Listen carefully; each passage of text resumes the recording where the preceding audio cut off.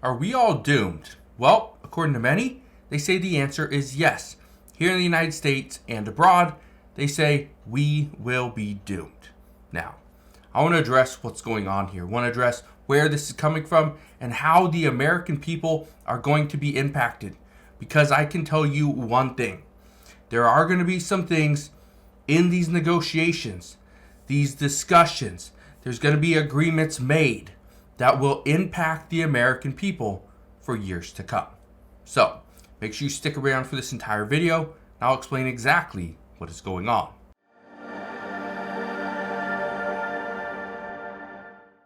So one of the big concerns right now is that President Biden is going to have to concede. There's going to be some concessions he is going to have to give in order to win something for him and his people. Well, this is going to cause problems. I want to show you what's going on, and I will explain exactly how this is going to impact you. Look at this. It says Hamas warns hostages are doomed unless demands are met. Well, first off, what are their demands? Well, let's read a little bit of this. It says Hamas warned Sunday that no hostages would leave Gaza alive unless its demands for prisoner releases are met, while the World Health Organization said the territory's health system was collapsing after more than 2 months of war. So what we are hearing is that their health system is collapsing, which President Biden is attempting to get some humanitarian aid into Gaza. The problem is it's coming too slowly because the negotiations are happening here in the United States. In addition to that, Hamas says that no hostages would leave Gaza alive if their demands aren't met with this prisoner release. Now, again, Hamas is calling the shots here. Hamas is the one that attacked Israel, and now they're the ones calling the shots. Again, this is a very big problem, and this is something that President Biden knows was going to come. He knew this was going to happen. But here's the issue. President Biden and Congress, they can't come up with some agreement. So now they're mulling different ideas and big changes to immigration here in the United States. And some of these big changes, just to give you an idea, okay, because there's a bunch.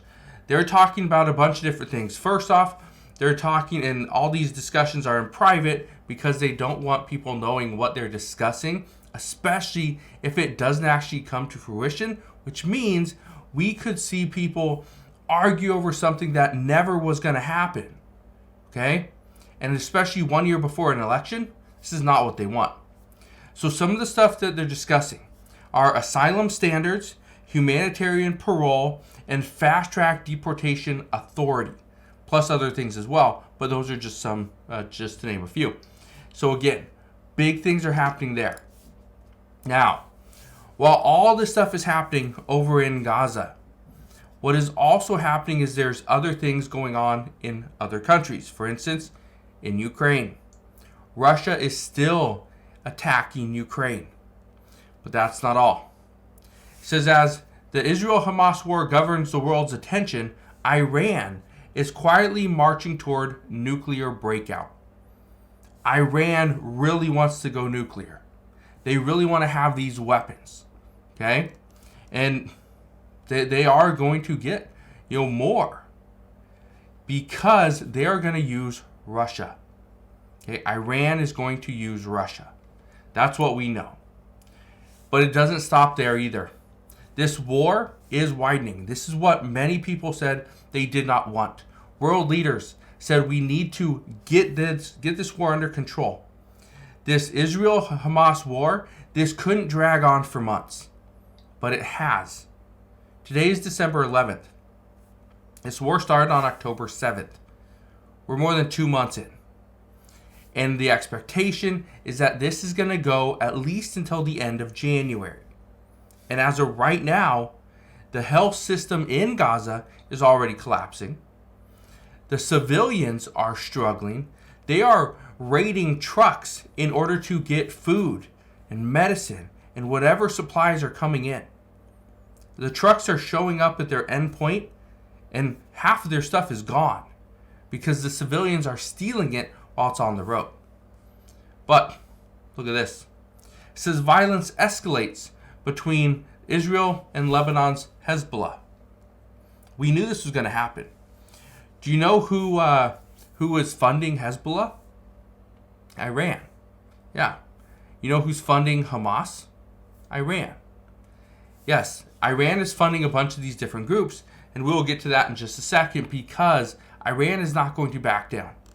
I want to read you this. It says violence escalated at Lebanon's border with Israel on Sunday as Hezbollah launched explosive drones and powerful missiles at Israeli positions, and Israeli airstrikes rocked several towns and villages in South Lebanon. This is what we are going to see. This war between Israel and Gaza, or technically Israel and Hamas, this is going to expand. This is going to widen, and that has many people extremely concerned. Look at this. It says Iraq scrambles to contain fighting between U.S. troops and Iran-backed groups, fearing Gaza spillover. This is not just a fear. This is actually coming to life. We are seeing this spill over into other countries. The United States is being sucked into this. Iran is showing their support for Hamas. They say they're showing their support for the Palestinian people, but it's really Hamas. That's who they are supporting. I want to read you this.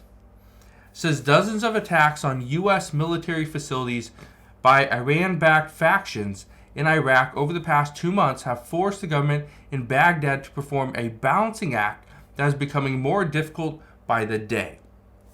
A rocket attack on the sprawling U.S. embassy in Baghdad on Friday marked a further escalation as Iraqi officials scramble to contain the ripple effects of the Israel-Hamas war. This is not going to end well, not in the Middle East.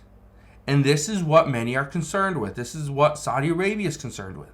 The Middle East is going to pay the price because of what is going on with Israel and Hamas. The United States is being sucked into this. I told you this a couple days ago as well, that we are seeing ships in the Red Sea. These are U.S. Navy destroyers. Okay? We're seeing these ships in the Red Sea, and they are there more as a precaution to hopefully prevent any additional attacks on commercial ships. Because according to the Houthis, which again are backed by Iran, according to their spokesperson, any ship going into Israel is going to get hit. Any ship. So, they are saying the only way ships would not be hit is if medicine and food are making their way into Gaza. So again, a lot of problems here, but it doesn't stop there either. Just the other day, Russian President Vladimir Putin and Benjamin Netanyahu from Israel, they talked amid these rising tensions over the Israel-Hamas war. And the concern here is that Russia is backing not Israel. They're backing Hamas. They're backing Iran. They're backing the ones that attacked first. And of course they are. Russia is the one that invaded Ukraine, which again is just part of the discussions. Because here in the United States, we are trying to get more funding to Ukraine. Whether or not it happens, don't know. But this is where the United States is scrambling, because they are concerned that if we do not get more money to Israel, get more humanitarian aid to Gaza, and get more funding to Ukraine, then World War III is just around the corner. So, that's what we know at this time. As always, as I know more, I promise, I'll come back on and share all latest news and updates, but that is what we know as of today. So again, thank you guys for watching. Consider subscribing, and I'll see you guys on the next one.